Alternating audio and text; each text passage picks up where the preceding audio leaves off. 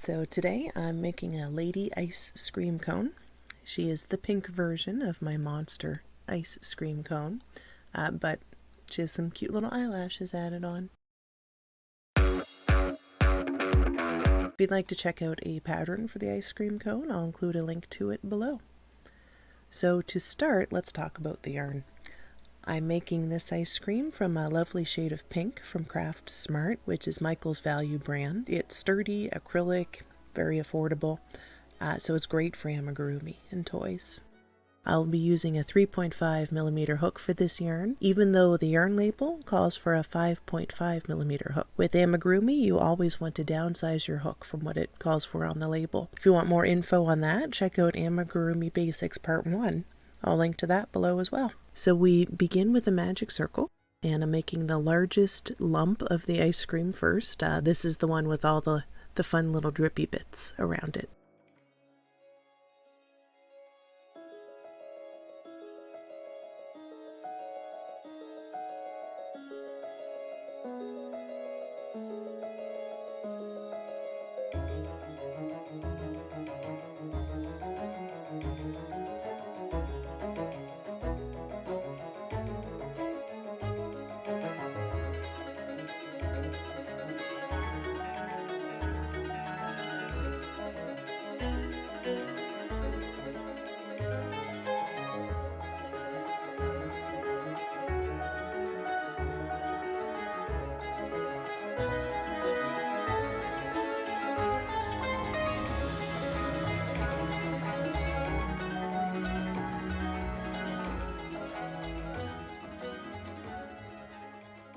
Next, I'll make the two smaller lumps that will go on top of the larger one. Two separate sizes, sort of a large, medium, small kind of a deal.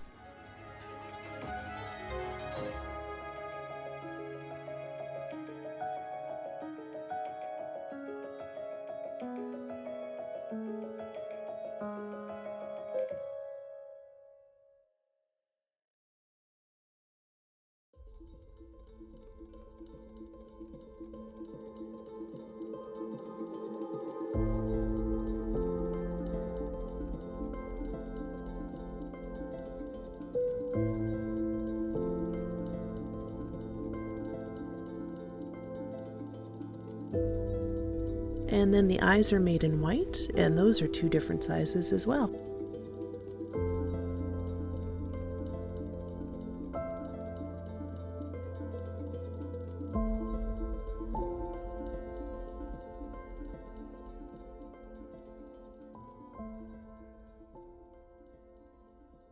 Next, we'll make the cone out of tan yarn. We start the cone, like with most amigurumis, with a magic circle. I've actually used impeccable yarn for this, which should be fine. It's a very similar in size to the Craft Basics yarn that I used for the pink, but I do have to be careful with my tension. It is easier to get a tighter stitch with the impeccable, so if I'm not careful, my cone could turn out too small. While working up the cone, it only has 1 or 2 increases per round. This helps with the gentle widening of the cone instead of a more abrupt lump that you would have if we increased 5 or even 6 stitches in one round. For most of my amigurumis, I do prefer to stuff as I go, so it's time to stuff the little bit of the cone that's completed. I also like to store my polyfill in a large mason jar, and I've put a bit of balloon over the top and cut a hole in that so the stuffing kind of stays in there until I need it. Also, if you're wondering what this tool is that I'm using to insert the stuffing, me too. My mother found it in a box of things, thought I'd find a crafty use for it, and she was absolutely right. One end has this little V shape, which is perfect to push the stuffing into pieces. The other end is a little hook, which helps if you need to remove the stuffing from smaller pieces. So if you've seen a tool like this before, or you know what it is, or you have an idea of what it was originally used for, drop it in the comments below. I'd love to know, and maybe even be able to get another one.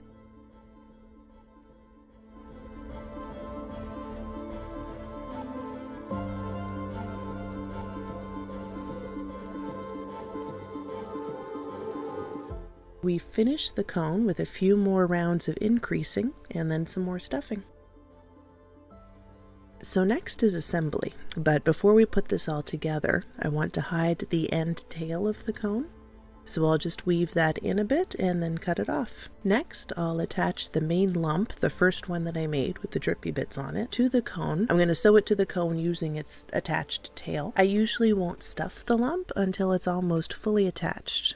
This just makes it easier to sew the pieces together without getting stuffing stuck in your stitches. Nobody likes that. So now we bring out the mason jar of stuffing again in my handy dandy mystery stick thing. You might notice I put in little bits of stuffing at a time as opposed to just a big ball. That would probably be much faster.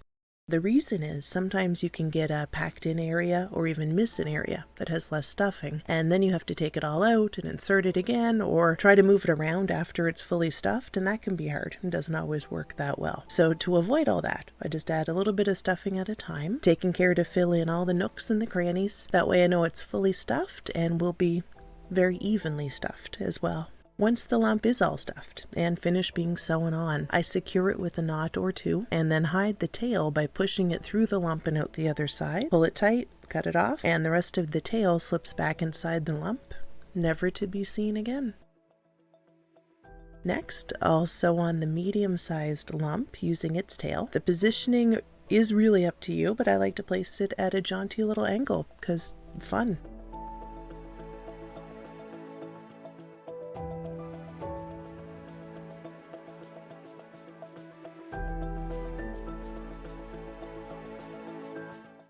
And lastly, the smallest lump is attached in the same way. I like to place this one a bit more to the side, but total preference. As you're assembling, or at least as I'm assembling, I find it helps to pin the pieces in place until I have them secure. It's just easier than trying to sew on a lump that's flopping all around.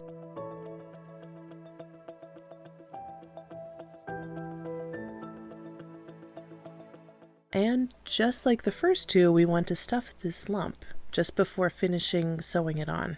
Before the magic stuffing stick, before that, my go-to for inserting stuffing was the eraser end of a pencil. The eraser just helps grab the stuffing a bit, so if you're looking around the house for something to use, that will do it.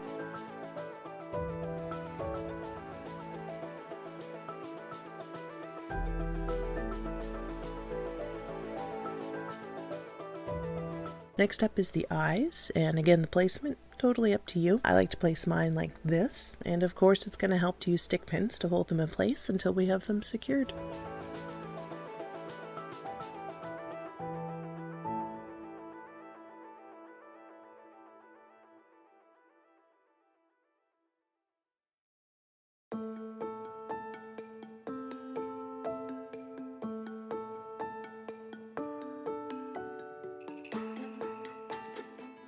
After the eyes are attached and the tails are hidden, up next is this chain of darker color, pink for this ice cream cone. I'm going to make 2 of these chains and place them around each eye, pinning them down, and then use the tails to sew them in place. This just adds a bit of a color pop and personality to the cone, or I think so, at least.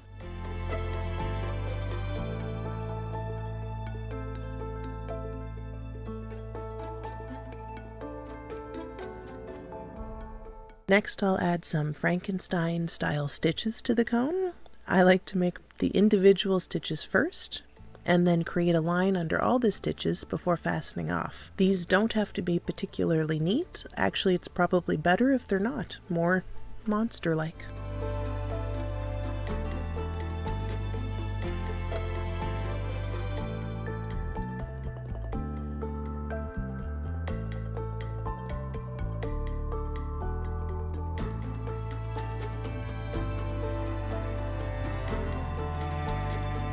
Last, I cut 2 small circles of black felt and hot glued them to the eyes. Sorry, I did not catch a video of this part. My memory card was full and I did not notice. So it did happen, I assure you. Those eyes are attached, as you can see.